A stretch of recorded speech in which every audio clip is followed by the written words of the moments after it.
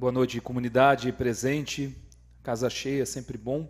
Cumprimentar mais uma vez nossa turma dos carreiros, que estão aqui mais uma vez acompanhando a nossa sessão. Sempre que eu vejo o grupo aqui reunido, me lembro de mandar um abraço para o nosso amigo Agnaldo, meu vizinho do Macacu, também a PAG aqui presente, comunidade da Rede Feminina, que faz um trabalho muito importante aqui na nossa cidade, quem nos acompanha e também os nossos nobres colegas vereadores. Antes de fazer a minha fala especificamente, eu queria só tratar do parecer que a gente vai votar hoje, porque o parecer ele não é o projeto de lei em si, mas ele vai permitir se esse projeto continua nas comissões ou não, e se ele virá para esse plenário a ser votado ou não. O parecer trata do quê? De uma alteração que nós estamos fazendo, eu sou um dos proponentes dessa alteração, que permite e autoriza o prefeito, que hoje não consegue fazer isso, a reajustar o piso nacional do magistério, dos professores aqui da cidade, por decreto, para ele não precisar mais mandar o projeto aqui para a Câmara, porque isso demora, atrasa, e na verdade o piso já está quase 3 meses atrasado, praticamente 3 meses. São os professores da nossa cidade que cuidam das crianças de vocês que estão com salário atrasado, quando é obrigação por lei reajustar isso. Pode parecer engraçado a gente falar disso aqui, mas não é. Pergunte para um professor, uma professora, se ele acha engraçado estar com seu piso atrasado, quase 3 meses. Houve uma promessa do Executivo de mandar o projeto reajustando, não veio, e a alegação do parecer é que nós estamos cometendo uma inconstitucionalidade, já que o vício de origem, né, não é, a origem não seria aqui da Câmara, e sim uma proposta da Prefeitura. A gente pode se esconder atrás dessa suposta legalidade, mas aprovando esse projeto aqui e derrubando o parecer que eu convido os vereadores a derrubar, ou dizer para a categoria que eles não se importam com o reajuste do piso, é uma escolha que nós vamos tomar hoje, porque na prática não compromete juridicamente a prefeitura, o município, não compromete do ponto de vista orçamentário nem financeiro o município. Então é apenas uma justificativa para mais uma vez manter atrasado o piso. Vamos ajudar o prefeito a resolver isso agora e nos próximos anos. Por decreto, a gente consegue reajustar isso e os professores não vão ficar mais esperando 3, 4, 5 meses até o seu piso, que é obrigado por lei. Todos os municípios do Brasil e do Estado precisam reajustar, e são obrigados por lei, é uma lei federal. Senhor vereador, uma parte. A respeito desse parecer, me concede? Rapidamente, que eu ainda não entrei no meu assunto aqui. Seu tempo será interrompido. Só para corrigir a fala, hoje a gente vai votar aqui o parecer, ele sendo rejeitado ou não, ele não vai deixar de voltar nas comissões. O senhor disse que ele não volta, ele volta, derruba, né? O projeto. Não, ele não derruba o projeto. O projeto continua valendo. Ele só não vai mais para a Comissão de Legislação e Justiça. Ele dá seguimento em outras comissões. Ótimo, tá? Então temos a garantia de que ele seguirá para as outras comissões. Com certeza. Porque a compreensão que nós estávamos tendo é que ele seria arquivado. Não, ele não tem. Ele pode não ser votado aqui pela não legalidade, inconstitucionalidade, mas ele retorna para as comissões seguintes. Perfeito. Valeu. Então, temos uma boa notícia dada aqui pelo nosso presidente. Quero agradecer sempre ao Edmundo, que tem tido uma gestão muito democrática e respeitosa com as divergências que a gente tem aqui dentro. Eu tinha preparado um discurso, povo, sobre respeito, sobre a diversidade que essa casa representa, mas eu quero aqui expressar o meu profundo pesar pela morte do Papa Francisco. Eu acredito que falando do Papa Francisco e do legado que ele deixa, eu vou falar sobre respeito, sobre diversidade, sobre amor pela natureza, pela nossa casa comum, pelos diferentes. Papa Francisco, como está na pauta, vereador, porque é a moção. Papa Francisco deu voz aos excluídos, deu voz aos mais pobres, deu voz aos povos do mundo. Eu não professo nenhuma religião específica, mas respeito profundamente todas as crenças e todas as fés. O meu evangelho é o evangelho de Francisco. E defendo isso porque o próprio Papa Francisco, e eu vou citar ele aqui, disse que não pode haver paz sem liberdade religiosa, liberdade de pensamento, liberdade de expressão e respeito pela opinião dos outros. Eu pratico o Evangelho de Francisco todos os dias, o Evangelho do Cristo Libertador. Ele está presente na minha atuação política, no meu discurso, e esse é o espírito que move a minha busca constante pela justiça social, pela defesa das comunidades tradicionais, pela defesa da nossa paisagem natural, dos pescadores, dos agricultores.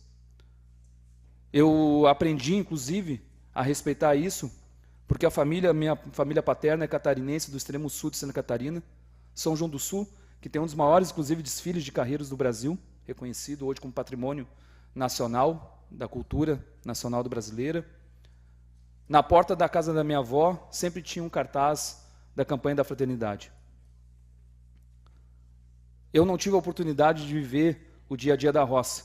Meu pai foi com 20 anos para o Rio Grande do Sul, mas tive a oportunidade de ver todos os anos meu avô cangando boi, o engenho de farinha dele, e isso sempre me ensinou muito.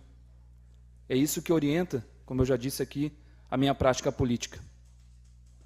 O Papa não olhava o mundo a partir do Vaticano. Esse Papa era diferente.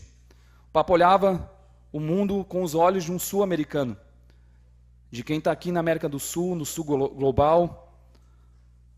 Olhava com os olhos dos países do terceiro mundo, como eles nos chamam, né? Os países subdesenvolvidos. E por isso que o Papa falava que nenhuma família poderia ficar sem casa, e é por isso que a gente defende moradia popular nessa tribuna, que nenhum camponês podia ficar sem terra, e é por isso que a gente defende que o agricultor familiar tenha recursos para poder plantar, e que tenha as suas áreas rurais agricultáveis protegidas pelo plano diretor. Por isso que a gente está chamando uma audiência pública para poder discutir o zonamento da cidade. Que nenhum trabalhador fique sem direitos, que nenhuma pessoa fique sem dignidade. A dignidade, inclusive, que o trabalho dá. Então, que nenhuma pessoa fique sem trabalho. Casa, terra, trabalho. Foi o Papa que disse. O Papa condenou todos os tipos de guerra. Inclusive, condenou o massacre na faixa de Gaza, quando crianças eram bombardeadas em hospitais palestinos. E o Papa defendeu o que a gente faz todas as terças nessa tribuna e todos os dias na rua como vereador. A defesa urgente da nossa casa comum. A defesa urgente da proteção da nossa paisagem. É por isso que a gente repete várias vezes aqui, e chega a ser chato, cansativo, que as nossas comunidades tradicionais de Garopaba, os nossos animais, o nosso povo, que é diverso, que é nativo, que é de fora, só existe por conta da nossa paisagem natural. Essa é a nossa casa comum. E a maior missão do meu mandato, pelo menos, é defender a nossa casa comum. Como o Papa também disse, o urgente desafio de proteger a nossa casa comum inclui a preocupação de unir toda a família humana na busca de um desenvolvimento sustentável e integral. E isso inclui nós e inclui todos os seres vivos que merecem o nosso respeito. Eu vi um cartaz aqui dizendo que o lavrador respeita os animais. E isso é o que é importante a gente discutir hoje aqui. E não nos dividirmos, e não nos separarmos. Porque a nossa luta, eu tenho certeza disso, olhando nos olhos de cada um de vocês, enxergando o coração de cada um de vocês, que nós vamos aqui na defesa da mesma coisa, da nossa casa comum, da nossa Garopaba. Independente se são nasci aqui ou não. O que nos une é isso. O resto é história para nos dividir. É história preconceituosa. É história que não merece ser contada aqui dentro dessa casa. E quem conta precisa pedir desculpas. O Papa Bergoglio não era o pop, como fala a música, vereador Felipe, nosso cantor, mas o Papa era popular, o Papa era do povo.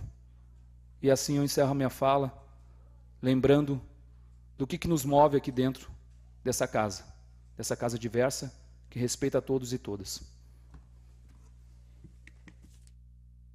A contribuição técnica sobre esse debate, eu vou reforçar aqui a questão política do que se trata esse projeto e o parecer que está analisando ele.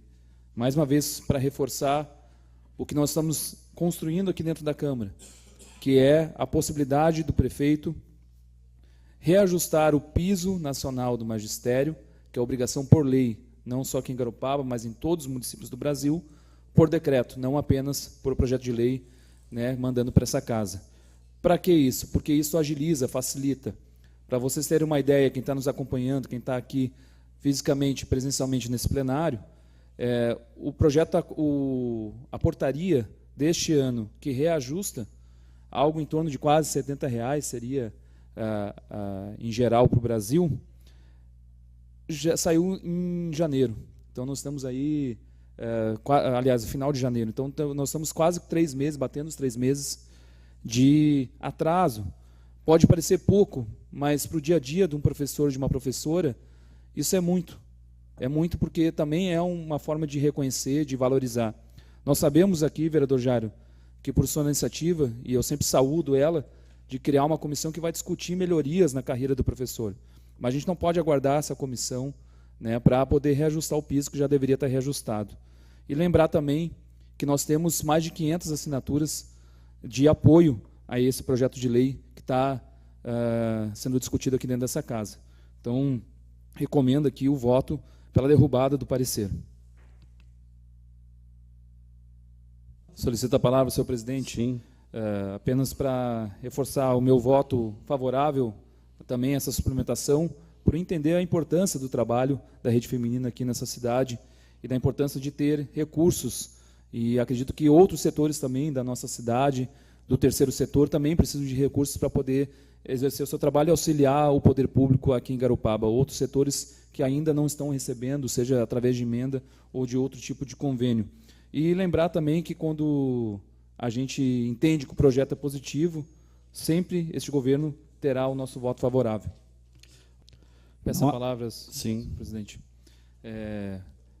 Primeiro, para parabenizar o vereador Nazinho, me solicitar também que eu possa, se o senhor autorizar, a assinatura dessa moção de pesar e, mais uma vez, falar que o Papa Francisco foi uma das vozes, ao longo da sua vida toda, sacerdotal, uma voz na defesa dos direitos humanos, da justiça social, da dignidade da vida. Enfrentou a ditadura argentina, enfrentou a Operação Condor, e foi uma voz também que nos convidou a romper com a lógica do lucro acima da vida. Na encíclica Laudato Si, o Papa Francisco critica de forma muito contundente o consumismo e o desenvolvimento irresponsável, esse desenvolvimento que destrói os nossos morros, as nossas lagoas, os nossos mares, os nossos banhados, as nossas dunas, que ataca os nossos povos e as nossas comunidades tradicionais do mundo todo. E também é importante a gente lembrar da sua vida sacerdotal, a defesa forte dos migrantes, porque entende que existe uma casa só, que é a nossa casa comum, e por isso o Papa sempre nos convidou na defesa da casa comum, porque não importa onde a gente nasceu, e sim o que a gente defende. Então, mais uma vez, quero parabenizar o vereador Nazinho pela moção, me colocar à disposição para assinar junto, e se for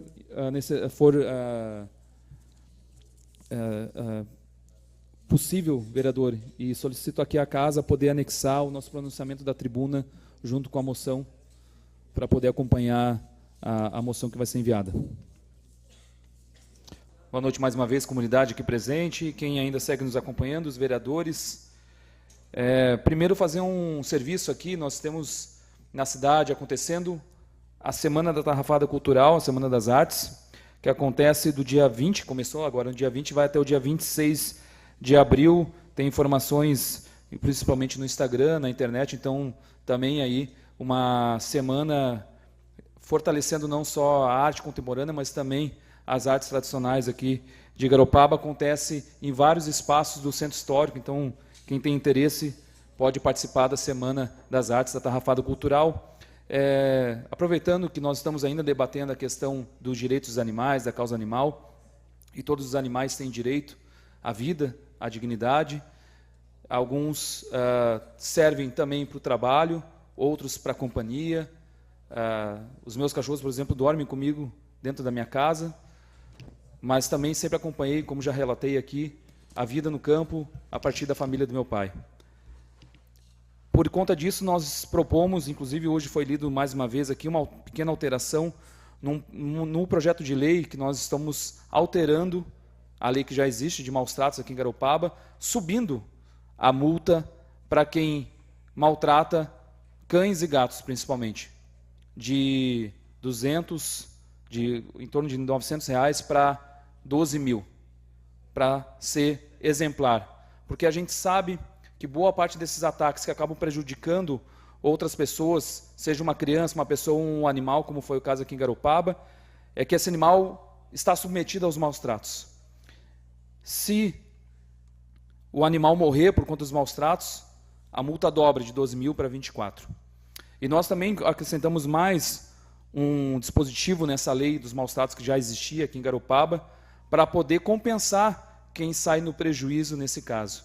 Que o dono do animal que atacou, por exemplo, aqui o boizinho, se for comprovado que esse animal causou o ataque porque ele estava sendo maltratado, ele tem que pagar também e indenizar a família que sofreu o ataque do animal. Para que a gente consiga, com um exemplo, né, não precisar nem mais ter casos assim. É importante também lembrar, vereadores, o próprio vereador Felipe de Souza já trouxe aqui num requerimento dele, que nós temos aqui na cidade o decreto 229 de 2024, que ajuda a regulamentar a lei estadual do pitbull, que em Santa Catarina é proibido criar pitbull, isso já é lei desde 2007, e o decreto regula e diz quem é que tem que fiscalizar isso. E é também responsabilidade da prefeitura fiscalizar. Então a gente precisa lembrar disso, né? Não só da polícia, que também tem que fazer seu exercício de fiscalização. Inclusive, precisamos fazer uma correção aqui. Me foi informado que o ofício ainda não foi respondido porque foi enviado para um delegado que não trabalha mais na cidade. Então, é importante a gente mandar, né? É importante ter a informação de como a Polícia Civil atua nesse sentido. Até para quem for atacado por um cachorro desse, saiba a quem recorrer e saiba os seus direitos. Mas é também importante lembrar que não é só o Estado que fiscaliza, é também o município. Então, a gente tem uma falha generalizada nesse sentido. Era isso, senhor presidente, por hoje. Mais uma vez, cumprimentar o povo que está aqui presente, cumprimentar o trabalho da APAG. A causa animal é uma causa também que é a bandeira do nosso mandato. Não só a APAG, mas todas as entidades e os protetores e protetoras individuais que tiram do seu bolso para poder fazer a defesa dos animais, né? E, inclusive, garantir que eles não sofram maus tratos e saiam na rua aí, né, atacando as pessoas e os nossos bichos aqui, os nossos boizinhos, nossas vacas, qualquer animal, galinha, a gente tem muitos casos relatados assim também, né? Então é importante ter também o lado de quem protege e quem sabe um dia a gente avance em ter uma política de bem-estar animal digna, né? Que a gente tenha um bom abrigo, né? Um bom centro de bem-estar animal, como já existe em outras cidades que possam dar essa dignidade, né? Inclusive, nós, lembrando aqui, para finalizar a fala, me lembrei do Simpatinhas, que foi lançado agora, né, que garante o cadastro gratuito e a microchipagem, para que a gente saiba, às vezes o cachorro está na rua, atacou alguém, não está com coleira, mas ele tem microchip e tem a identidade dele, e na identidade vai dizer quem é o proprietário e quem é o proprietário que vai ter que indenizar no caso de algum ataque. Então é importante também o programa que foi lançado pelo governo Lula a semana passada. Muito obrigado, vereadores. Obrigado, presidente. Mais uma vez, parabéns, comunidade aqui presente. Se façam presente em todas as sessões. É importante a gente ter vocês junto com a gente, construindo o nosso debate aqui da Câmara. Só um comentário rápido, Rodrigo. Edmundo. Cumprimentar mais uma vez...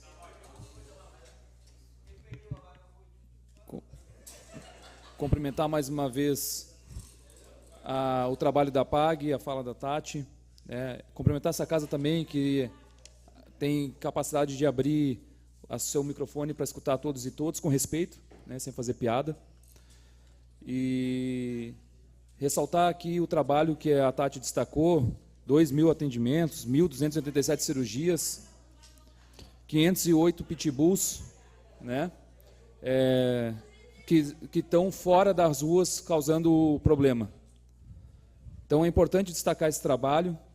Se eu não me engano, posso estar errado aqui, mas são 2 entidades que estavam na lista das emendas, vereador Felipe, e que não vão receber esse valor, a APAG e também a Zimba Dogs, que gostariam de estender o seu serviço, essa parceria com o município, justamente para evitar situações como a gente tem visto aqui em Garopaba. Quem sabe a gente possa sonhar um dia em ter uma política de bem-estar animal, um SUS animal que garanta a castração, não só castração, mas vacinação, um centro de bem-estar animal que garanta o atendimento mínimo, porque a gente sabe que muitos animais que são abandonados são porque as famílias não têm condições de vaciná-los, de acompanhar, de dar um atendimento digno. E lembrar aqui, como eu já falei, meus 2 cachorros dormem dentro da minha casa, mas eu concordo com o vereador Jairo. Cachorro é cachorro, gato é gato, vaca é vaca, pessoa é pessoa. Mas isso não significa tratar as pessoas, os animais, com falta de dignidade. Eu tenho aqui, está aqui acompanhando a nossa sessão, a minha companheira, Graziela, que é bióloga e professora de educação infantil da cidade, que me ensinou uma frase que é importante de um teólogo católico, alemão, Albert Schweitzer, que falou o seguinte: quando o homem aprender a respeitar até o menor ser da criação, seja animal ou vegetal, ninguém precisará ensiná-lo a amar seu semelhante.